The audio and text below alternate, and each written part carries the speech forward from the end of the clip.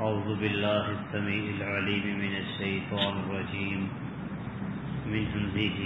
ونفخہ ونفثہ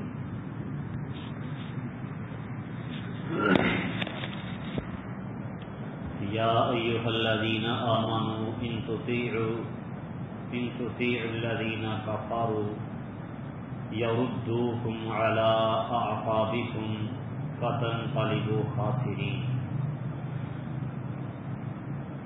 یا ایھا الذین آمنوا، اے وہ لوگو جو ایمان لائے ہو، ان تطیعوا الذین کفروا، اگر تم ان لوگوں کا کہا مانو گے جنہوں نے کفر کیا، یردوکم علی اعقابکم، تو وہ تمہیں تمہاری ایڑیوں پر پھیر دیں گے، فتنقلبوا خاسرین، تو تم خسارہ اٹھانے والے ہو کر پلٹو گے، لوٹو گے۔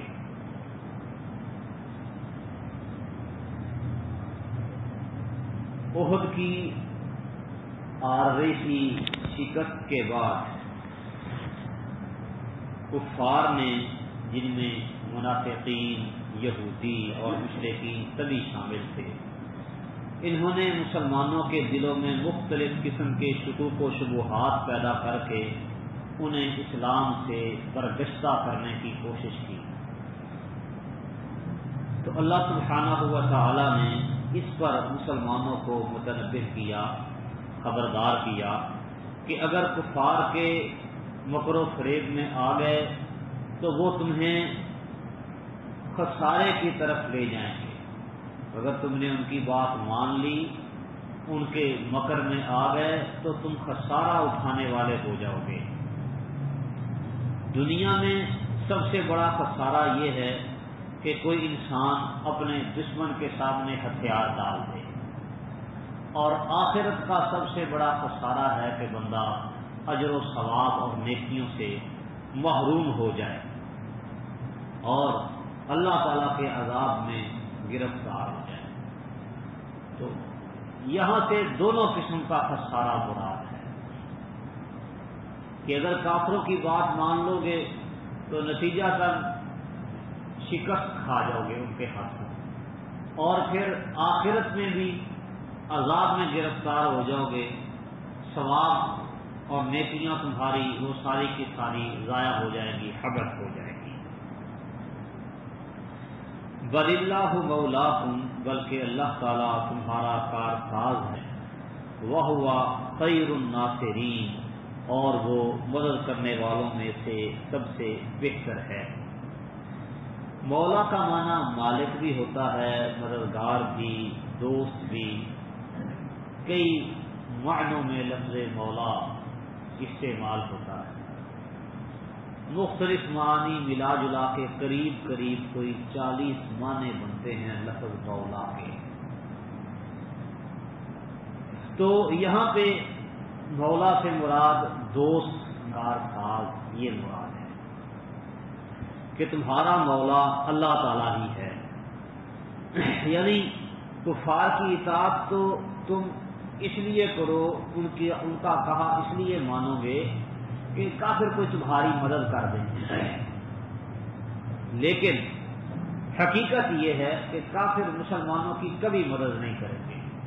یہ سراسر جہالت اور نادانی ہے، ناسمجھی ہے کہ بندہ کافروں سے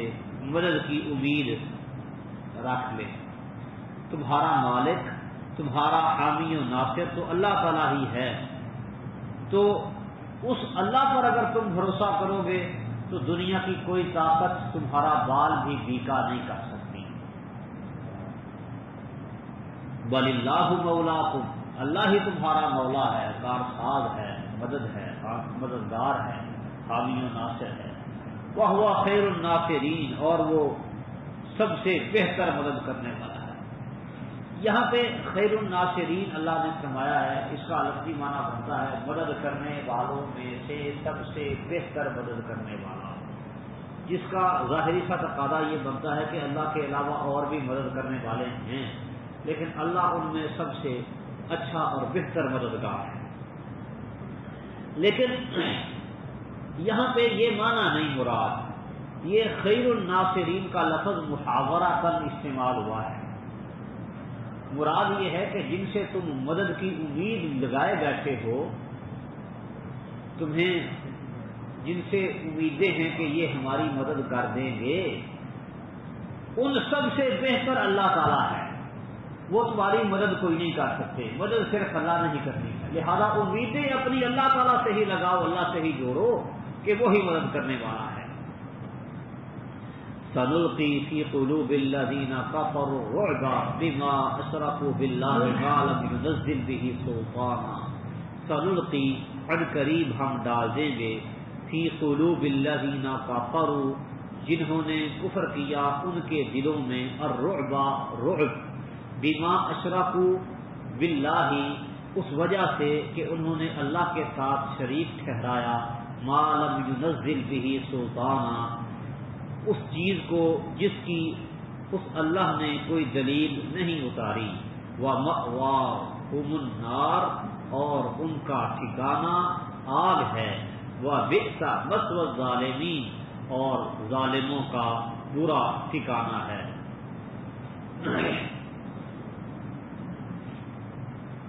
اس آیت مبارکہ میں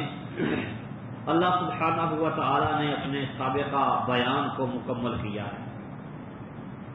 مختلف وجوہ سے اللہ تعالیٰ نے جہاد کی ترغیب دی ہے اور کفار کے خوف کو دلوں سے نکالا ہے، اور یہاں پر فرمایا ہے کہ اگر تم اللہ پر بھروسہ رکھو گے اور اسی اللہ سے ہی مدد مانگو گے تو اللہ تعالیٰ کافروں کے دلوں میں تمہارا روب دبدبا، تمہاری ہیبت پیدا کر دے گا، وہ تم سے دہشت زدہ ہو کے رہیں گے، شکست خوردہ رہیں گے۔ سنلقی فی قلوب الذین کفروا الرعب، کافروں کے دلوں میں ہم رعب ڈال دیں گے، تمہیں ان پر غلبہ حاصل رہے گا،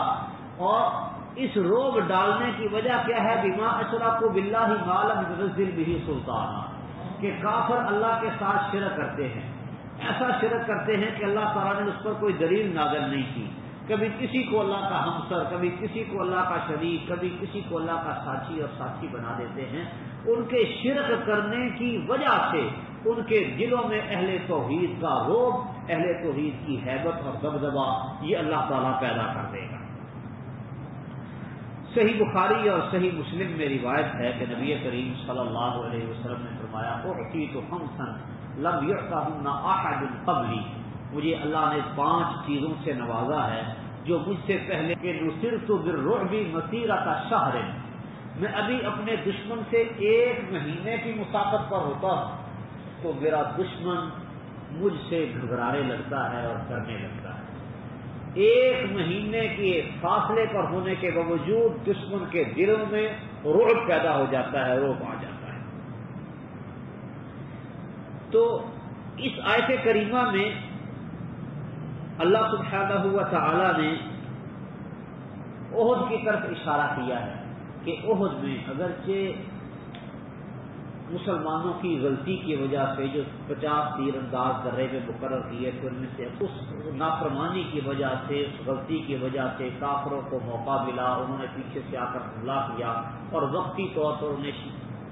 جو فتح ہے وہ حاصل ہو گئی، ان کی شکست فتح میں، اور مسلمانوں کی فتح عارضی طور پر شکست میں بدل گئی، لیکن اس کے باوجود کافروں کے دلوں میں جو رعب ہے مسلمانوں کا وہ قائم رہا، اور اسی کا ہی نتیجہ تھا کہ یہ کافر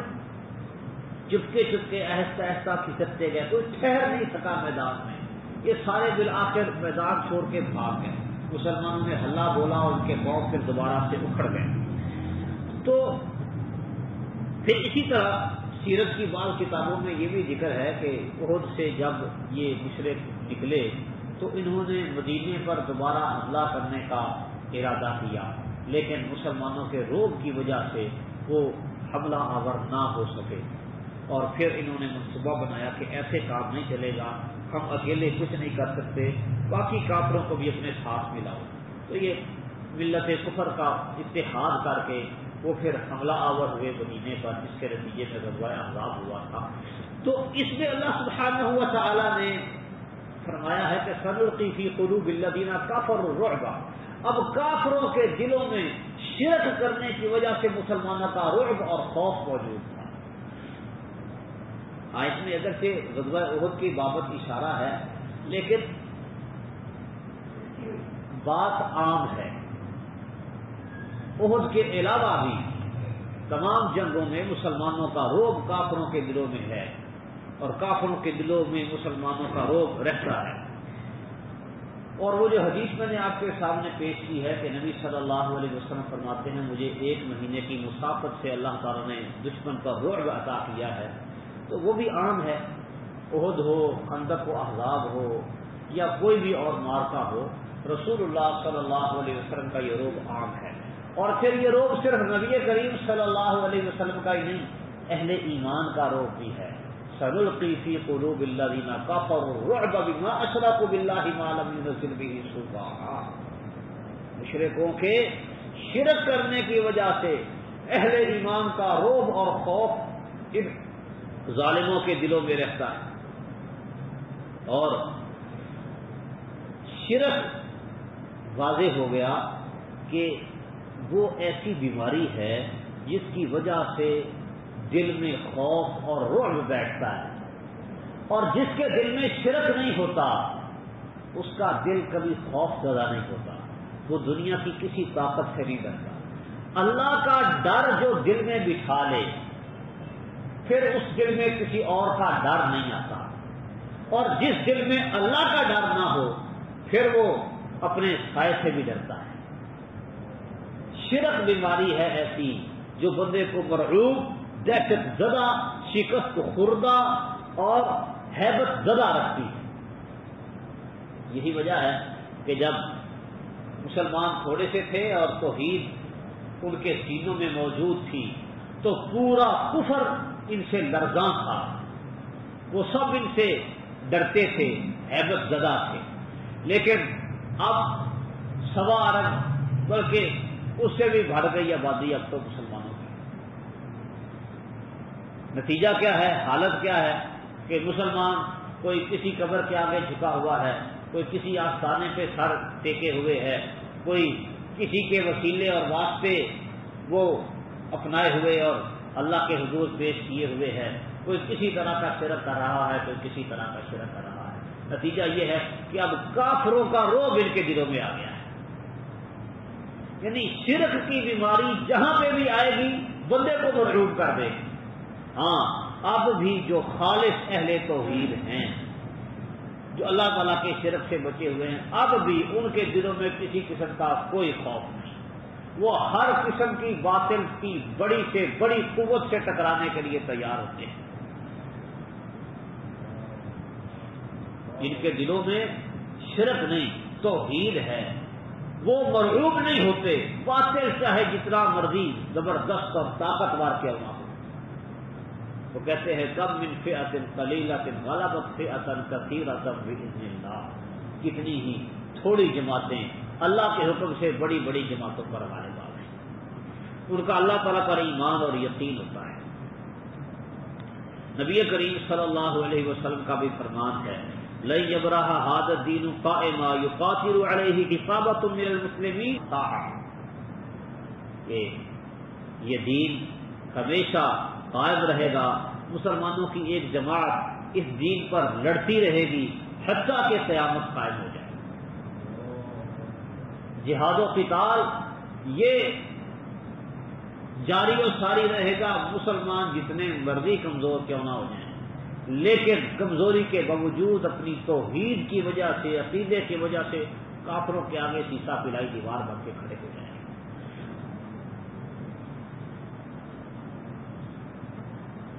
وَمَأْوَاهُمُ النَّارُ، ان مشرکوں کا ٹھکانہ آگ ہے اور ظالموں کا یہ بہت برا ٹھکانہ ہے۔ وَلَقَدْ صَدَقَكُمُ اللَّهُ وَعْدَهُ إِذْ تَحُسُّونَهُم بِإِذْنِهِ، اور تحقیق اللہ تعالیٰ نے تم سے اپنا وعدہ سچ کر دکھایا، إِذْ تَحُسُّونَهُم بِإِذْنِهِ، جب تم اللہ کے حکم سے ان کافروں کو کاٹے جا رہے تھے، حتیٰ اذا فشلتم، حتیٰ کہ جب تم پست ہمت ہو گئے، تمہاری ہوا نکل گئی۔ وَتَنَازَعْتُمْ فِي الْأَمْرِ، تم نے ہمت ہار دی اور آپس میں جھگڑا کرنے لگے۔ وَعَصَيْتُمْ، اور تم نے نافرمانی کی، مِن بَعْدِ مَا أَرَاكُمْ مَا تُحِبُّونَ، اس کے بعد کہ اس نے تمہیں وہ چیز دکھا دی جسے تم پسند کرتے تھے۔ مِنْكُمْ مَنْ يُرِيدُ الدُّنْيَا وَمِنْكُمْ مَنْ يُرِيدُ الْآخِرَةَ، تم میں سے بعض ایسے ہیں جو دنیا کا ارادہ کرتے ہیں اور بعض ایسے ہیں جو آخرت کا ارادہ کرتے ہیں۔ ثُمَّ صَرَفَكُمْ عَنْهُمْ، پھر تم کو ان کافروں سے پھیر دیا، لِيَبْتَلِيَكُمْ، تاکہ وہ تم کو آزمائے۔ وَلَقَدْ عَفَا عَنْكُمْ، اور البتہ تحقیق اللہ نے تمہیں معاف کر دیا۔ وَاللَّهُ ذُو فَضْلٍ عَلَى الْمُؤْمِنِينَ، اور اللہ تعالیٰ مؤمنوں پر بڑے فضل والا ہے۔ جنگ احد میں پہلے پہل اللہ کی مدد مسلمانوں کے شامل حال رہی اور وہ مشرکین کو خوب کاٹتے رہے، حتیٰ کہ جب فتح کے آثار نظر آنے لگے اور مشرکین اور ان کی عورتوں نے بھاگنا شروع کر دیا، تو وہ جب 50 تیر انداز نبی کریم صلی اللہ علیہ وسلم نے مقرر کیے تھے عبداللہ بن جبیر رضی اللہ تعالی عنہ کی قیادت میں پہاڑی پر، تاکہ ادھر سے مشرک حملہ آور نہ ہو، ان میں سے کچھ لوگوں نے جب مال غنیمت کو دیکھا کہ مشرک بھاگ رہے ہیں اور مال ان کا پڑا ہوا ہے، غنیمتیں ہیں، تو انہیں لوٹنے کے لیے وہ بھاگے دوڑے۔ اس وجہ سے مسلمانوں کو پیچھے سے حملہ کرنے کا موقع مل گیا اور مسلمانوں کو بہت زیادہ نقصان اٹھانا پڑا۔ اس آیت میں اسی واقعہ کی طرف اشارہ کیا ہے اللہ سبحانہ و تعالی نے کہ وَلَقَدْ صَدَقَكُمُ اللَّهُ وَعْدَهُ، کہ اللہ نے تو اپنا وعدہ سچ کر دکھایا۔ اللہ کا وعدہ تھا کہ اللہ کی مدد آئے گی، اللہ کی مدد آئی، اللہ کا وعدہ سچا ہوا۔ اس تحسونہم بِإِذْنِهِ، اللہ کے حکم سے تم کافروں کو کاٹے جا رہے تھے۔ حَتَّى إِذَا فَشِلْتُمْ وَتَنَازَعْتُمْ فِي الْأَمْرِ، تم ہمت ہار بیٹھے، خود ہی صبر کر کے کھڑے رہتے تھوڑی دیر مزید تو کافروں کا ستیہ ناش ہو جاتا، لیکن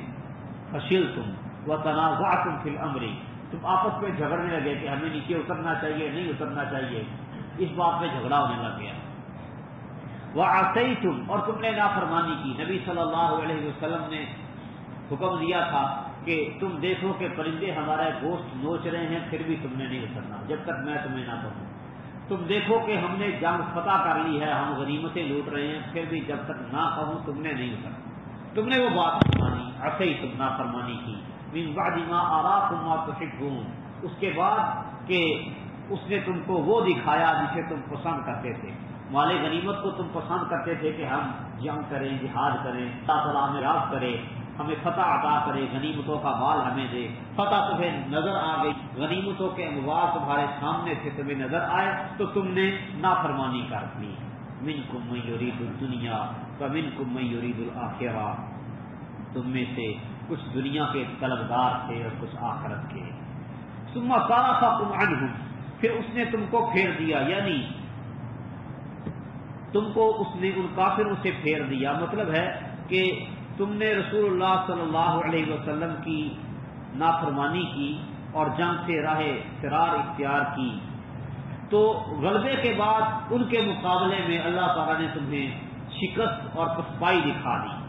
تاکہ تمہاری آزمائش ہو کہ سچا مسلمان کون ہے اور کمزور ایمان والا اور جھوٹا ہے۔ پہلے مسلمان ان پر غلبہ پا چکے تھے، صرفکم عنہم، پھر تمہیں کافروں سے پھیر دیا، لیبتلیکم، تاکہ وہ تم کو آزمائے۔ وَلَقَدْ عَفَا عَنْکُمْ، تم نے نبی کی نافرمانی کر کے اور جنگ احد سے راہ فرار اختیار کر کے جب نبی کی شہادت کی افواہ ہوئی تو مسلمان بھی بہت سے میدان چھوڑ کے جانے لگے کہ اب نبی صلی اللہ علیہ وسلم کی شہادت کے بعد ہمیں یہاں پہ کھڑے رہنے کا اور لڑنے کا کیا فائدہ ہے۔ تو یہ جرم تھا، تو اللہ سبحانہ و تعالیٰ فرماتے ہیں وَلَقَدْ عَفَا عَنْكُمْ، اللہ نے تم سے درگزر کیا، اللہ نے تمہاری یہ غلطی تمہیں معاف کر دی۔ یہ ایسا جرم تھا کہ اس کی سنگین اور سخت ترین سزا دی جا سکتی تھی، لیکن اللہ نے سارے کا سارا قصور تمہارا معاف کر دیا۔ اس میں صحابہ کرام رضوان اللہ علیہ اجمعین کے شرف کا اظہار ہے کہ ایسی بڑی بڑی غلطیاں بھی اللہ سبحانہ و تعالی نے ان کی معاف کر دی، ان کی کوتاہیوں کے باوجود اللہ تعالیٰ نے صحابہ کرام رضوان اللہ علیہ اجمعین کو معاف کیا، اور ساتھ غلطی کی وضاحت بھی اللہ نے کی کہ یہ تمہاری غلطی ہے، لیکن ہم تمہیں معاف کیے دیتے ہیں تاکہ دوبارہ اعادہ نہ ہو، آئندہ پھر سے وہ غلطی نہ دہرائی جائے۔ جب اللہ تعالیٰ نے مسلمانوں کو معاف کر دیا، غزوہ احد سے بھاگنے والوں کو اور ان تیر اندازوں کو جو مقرر تھے اور نبی کی نافرمانی میں نیچے اتر آئے، اللہ نے جب ان کو معاف کر دیا ہے تو اب کسی کے لیے یہ جائز نہیں ہے، گنجائش نہیں ہے کہ وہ ان نفوس قدسیہ پر طعن و تشنیع کرے اور ان پر سب و شتم کرے۔ صحیح بخاری میں ہے کہ ایک شخص نے عبداللہ بن عمر رضی اللہ تعالیٰ عنہ کے پاس سیدنا عثمان رضی اللہ عنہ پر کچھ اعتراضات کیے۔ ان میں سے ایک اعتراض یہ بھی تھا کہ وہ احد کے دن فرار ہو گئے تھے، بھاگ گئے تھے۔ تو سیدنا عبداللہ بن عمر رضی اللہ تعالیٰ عنہ نے ساری باتوں کے ان کو جواب دیے اور کہنے لگے کہ میں گواہی دیتا ہوں کہ اللہ تعالیٰ نے ان کو معاف کر دیا ہے۔ یہی آیت دلیل ہے۔ وَلَقَدْ عَفَا عَنْكُمْ، اور البتہ تحقیق یقیناً اس نے تم کو معاف کر دیا۔ وَاللَّهُ ذُو فَضْلٍ عَلَى الْمُؤْمِنِينَ، اور اللہ تعالیٰ مؤمنوں پر بہت فضل کرنے والا